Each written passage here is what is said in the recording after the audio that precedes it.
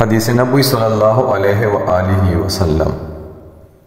حضرت شریک بن شہاب سے منقول ہے کہ میری خواہش تھی کہ میں رسول اللہ صلی اللہ علیہ وآلہ وسلم کے صحابہ کرام رضی اللہ عنہم میں سے کسی کو ملوں اور ان سے خارجیوں کے بارے میں پوچھوں۔ چنانچہ عید المبارک کے دن حضرت ابو برزہ رضی اللہ عنہ کے ساتھ میری ملاقات ہوئی۔ ان کے ساتھ ان کے کچھ ساتھی بھی تھے۔ میں نے ان سے کہا، آپ نے رسول اللہ صلی اللہ علیہ وآلہ وسلم کو خارجیوں کا ذکر فرماتے سنا ہے؟ انہوں نے فرمایا، ہاں، میں نے رسول اللہ صلی اللہ علیہ وآلہ وسلم کے فرمان کو اپنے کانوں سے سنا اور میں نے اس وقت آپ کو اپنی آنکھوں سے دیکھا کہ آپ کے پاس کچھ مال لایا گیا۔ آپ نے اسے تقسیم فرما دیا، اپنی دائیں بائیں طرف والے لوگوں کو دیا، لیکن اپنے پیچھے والے لوگوں کو کچھ نہ دیا۔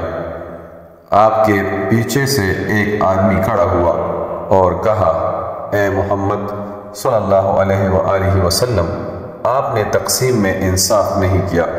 وہ آدمی کالے رنگ کا منڈے ہوئے سر والا تھا، اس پر 2 سفید کپڑے تھے۔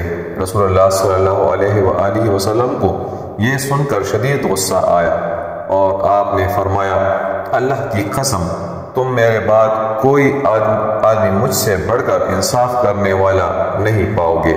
پھر فرمایا، آخر زمانے میں ایسے لوگ ظاہر ہوں گے اور یہ بھی مجھے انہی سے لگتا ہے جو قرآن پڑھیں گے مگر وہ ان کے حلق سے نیچے نہیں اترے گا۔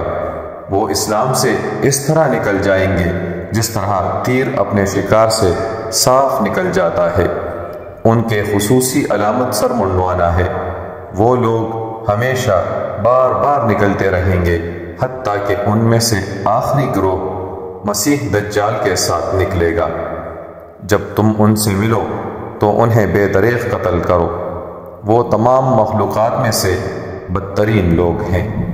سنن نسائی، حدیث نمبر 4108۔